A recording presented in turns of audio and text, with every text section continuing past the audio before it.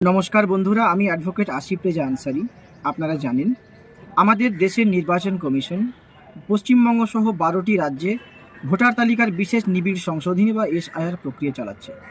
এ প্রক্রিয়ার নানান ত্রুটি বা গলদ ধরা পড়েছে। প্রথম কথা, এই এসআইআর প্রক্রিয়াটি সম্পূর্ণ বেআইনি এবং অসাংবিধানিক। আমরা অত্যন্ত হতবাক এবং মর্মাহত। যেখানে সুপ্রিম কোর্টের উচিত ছিল বিষয়টিকে আটকে দেওয়া, তবুও এ নিয়ে কোনো রায় এ পর্যন্ত আসেনি। পরেও আমরা দেখলাম নির্বাচন কমিশন একের পর এক এমন কিছু সিদ্ধান্ত নিচ্ছে যেগুলো সাধারণ মানুষের ভোটাধিকার কেড়ে নেওয়ার জন্য যথেষ্ট। এবং শুধুমাত্র সংখ্যালঘু মুসলিম সম্প্রদায় নয়, হিন্দুদের মধ্যে যারা দলিত বা পিছিয়ে পড়া সম্প্রদায়, আদিবাসী সম্প্রদায়, তারাও আজকে নির্বাচন কমিশনের এই সিদ্ধান্তের জন্য অস্তিত্বকে হারাতে চলেছে। স্বাভাবিকভাবে এই নিয়ে যখন একটা উত্তাল সময় চলছে এবং সাধারণ মানুষ প্রতিবাদ জানাচ্ছেন, তখন সুপ্রিম কোর্ট বলল ট্রাইব্যুনাল গঠন করা হোক। এবং এই ট্রাইব্যুনাল কিভাবে কাজ হবে, কিভাবে মানুষ যাবেন, কিভাবে সুরাহা হবে, তার সুনির্দিষ্ট কোনো গাইডলাইন আজও পর্যন্ত তৈরি করতে পারেনি নির্বাচন কমিশন কিংবা কলকাতা হাইকোর্ট। স্বাভাবিকভাবে সেই মানুষগুলো এই নির্বাচনে ভোট দিতে পারবেন কি পারবেন না, এ নিয়ে এখনও একটা প্রশ্ন চিহ্ন আছে।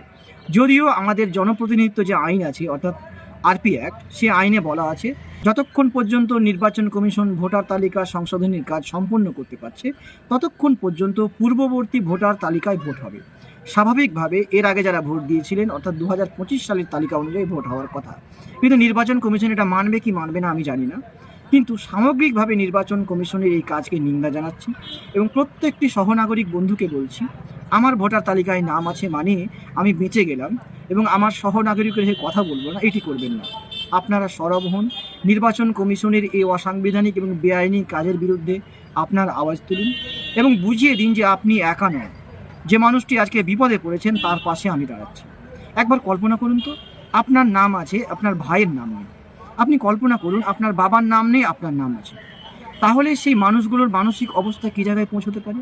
ঠিক এই কারণেই মানুষ আজকের রাস্তায় নেমেছেন, ঠিক এই কারণে মানুষ বিক্ষোভে সামিল হচ্ছেন। আর এই ঘটনাকে দমন পীড়ন দিয়ে যদি কোনো প্রশাসন আটকাতে চায়, তাহলে কি এটা উচিত হবে? আপনি নিজেকে একবার প্রশ্ন করুন।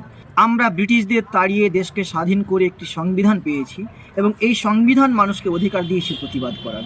এই সংবিধান মানুষকে অধিকার দিয়েছে তার অধিকার আদায়ের জন্য তার সর্বোচ্চ লড়াই করা।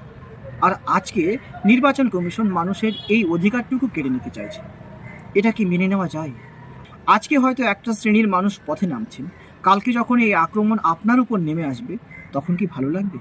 তাই একজন সুস্থ, বিবেকবান এবং সংবিধান প্রেমী, সর্বোপরি দেশপ্রেমী মানুষ হিসেবে আপনার উচিত হবে নির্বাচন কমিশনের এই অগণতান্ত্রিক কাজের বিরুদ্ধে আপনি সরব হবেন এবং সহনাগরিকের অধিকার ফিরিয়ে দিতে আপনি সচেষ্ট হবেন।